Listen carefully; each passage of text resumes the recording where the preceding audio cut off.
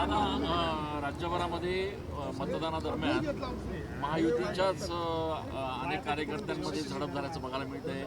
कणकवलीमध्ये असेल, सिंधुदुर्गमध्ये असेल, येवल्यामध्ये असेल किंवा राज्यामध्ये इतर ठिकाणी, काय सांगा? आपण जर बघितलं असेल तर मला वाटतंय की बऱ्याच ठिकाणी स्थानिक पातळीवरच्या युती आघाड्या काही ठिकाणी एकमेकांच्या विरोधात उमेदवार उभे आहेत, ही वस्तुस्थिती आहे. आणि मग या सगळ्या प्रक्रियेच्या दरम्यान छोटी मोठी काही गोष्ट तुरळक घडत असते. जिथपर्यंत आपण येवल्याच्या संदर्भात बोलले तर मी निश्चितपणे याचा माहिती घेईन. दादा, नगर परिषद निवडणुकीचा निकाल कोर्टाने लांबणीवर टाकलेला आहे. 21 तारखेपर्यंत वाट बघावी लागणार आहे. मला वाटतं की माननीय न्यायालयाने हा निर्णय केलेला आहे. आपल्याला सर्वांना न्यायालयाचे निर्णय मान्य करावे लागतात. तत्राप आपण जर बघितलं असेल तर अतिशय उत्स्फूर्तपणे सर्व मतदार राजांनी त्या ठिकाणी उत्स्फूर्तपणे मतदान केलेलं आहे.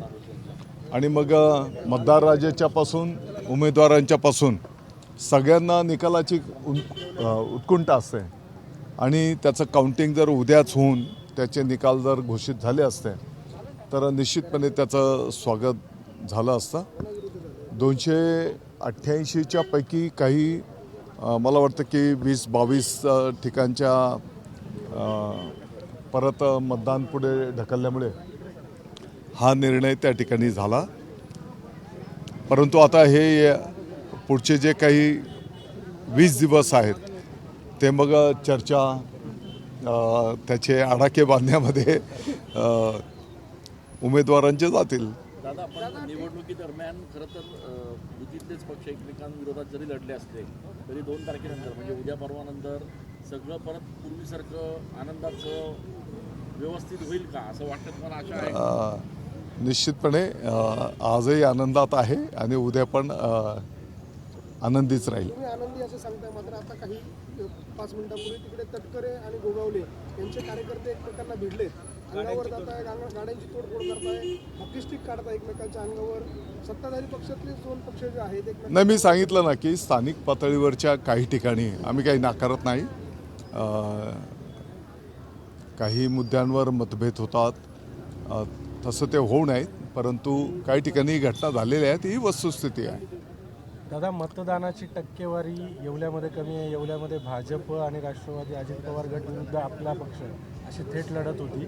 सकाळपासून आत्तापर्यंत अवघे 32% मतदान झालं आहे. मतदानाची टक्केवारी मी जसं म्हटलं की या संदर्भात मी माहिती घेतो आहे, परंतु अतिशय उत्स्फूर्त प्रतिसाद नाशिक जिल्ह्यामध्ये शिवसेना पक्षाला मिळताना आपण सगळेजण पाहतो आहोत. आणि मला वाटतं की जनता जनार्दन या ठिकाणी आता आपण जर बघितलं असेल तर काही ठिकाणी 70%च्या आसपास मतदान आत्ताच झालेलं आहे. आणि मग एवढा प्रचंड चांगला प्रतिसाद मतदार राजाने पण त्या ठिकाणी दाखवलेला आहे. साहेब, संतोष बांगर यांच्यावरती गुन्हा दाखल झाला आहे गोपनीयतेचा केल्याबद्दल. काय एकूणच बघायला मिळतं की आमदार कोणाच अशा प्रकारे गोपनीयतेचा प्रकार झाला? नेमका काय मुद्दा आहे? आणि मतदान केंद्रामध्ये ते घुसले आणि एका महिलेला त्यांनी मतदान करायला सांगितलं, अशा पद्धतीचं गोपनीयता. नाही, मी त्याची माहिती घेईल आणि मग बोलतो. हा जो निर्णय झालेला आहे की उद्याचं मतमोजणी 21 तारखेला ते प्रशासकीय यंत्रणांवर यामुळे ताण येणार आहेत, बंदोबस्त वाढावा लागेल. नाही, निश्चितपणे. आता तुम्ही बघितलं असेल की आत्ताच एक काही वेळेपूर्वी मी स्वतः एका जिल्ह्याच्या जिल्हाधिकारी महोदयांशी तिथले जे काही आता मतदान झाल्याच्या नंतरचं जे काही मतपेट्या आहेत तर ते सुरक्षित असले पाहिजेत. तिथून मला निरोप होता की स्पष्टपणे सांगायचं तर पिंपळनेर की तिथे जे काही सिक्युरिटी आहे तेवढी नाही, अशा प्रकारच्या स्थानिक पातळीवरच्या सूचना होत्या. आणि मी स्वतः जिल्हाधिकाऱ्यांना बोललो आहे की बाबा हे सर्व मतपेट्यांची अतिशय सुरक्षितता असली पाहिजे.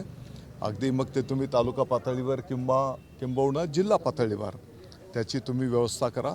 आणि आता ही वस्तुस्थिती आहे की हे जे काही 18-20 दिवस पुढे काउंटिंग जात आहे, तर एवढे दिवस ते सांभाळणं, मग तिथे CCTV आणि त्याची सुरक्षा, पोलीस बंदोबस्त, ह्या गोष्टी सर्व ओघाने येणारच आहेत.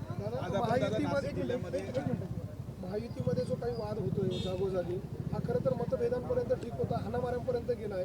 पुढच्या निवडणुकांमध्ये या सगळ्याचं सांगड बसवणं हे किती अवघड वाटतं, कारण महायुतीतले घटक पक्ष एकमेकांमध्येच भिडलेले आहेत. नाही, काही तुरळक ठिकाणी असे प्रकार झालेले आहेत, आम्ही काही नाकारत नाही. परंतु मला वाटतं की त्या क्षणाला तिथे काय घटना झाली आणि एखादं घटना झाली तर त्याला प्रतिक्रिया होत असते आणि त्यामुळे ते अगदी परमनंट तसे विषय राहतील अशातला काही भाग नाही. ही विस्कटलेली वेळी कशी बसवणार? नेत्यांवर जबाबदारी असणार आहे, तुमच्यावर जबाबदारी आहे. भगूरमध्ये तीच परिस्थिती आहे.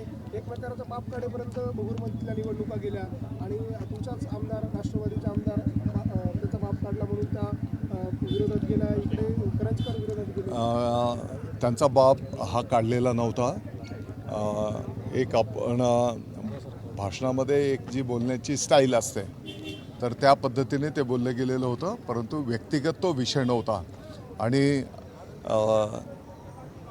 या माननीय आमदार महोदयांनी सुद्धा त्या पद्धतीने त्याला इतका इश्यू करण्याचं काही कारण नव्हतं. आज आपण दादा नाशिक जिल्ह्यातील वेगवेगळ्या मतदान केंद्रावरती जाऊन आलेला आहे. नक्की कोण गुलाल एकूणच उधळणार आहे, काय आपल्याला वाटतं? नाशिक जिल्हा शिवसेनेचा बालेकिल्ला.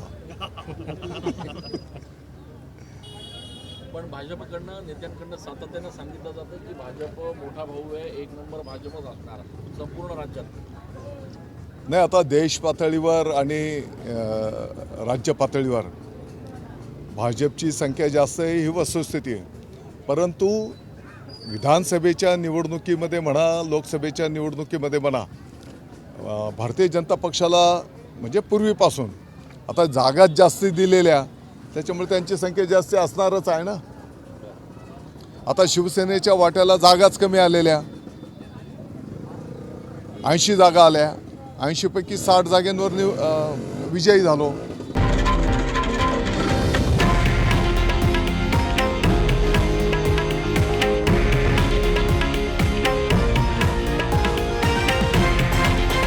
हे आहे देशातील नंबर 1 न्यूज नेटवर्क आणि आपण पाहत आहात TV9 मराठी, एकमेव.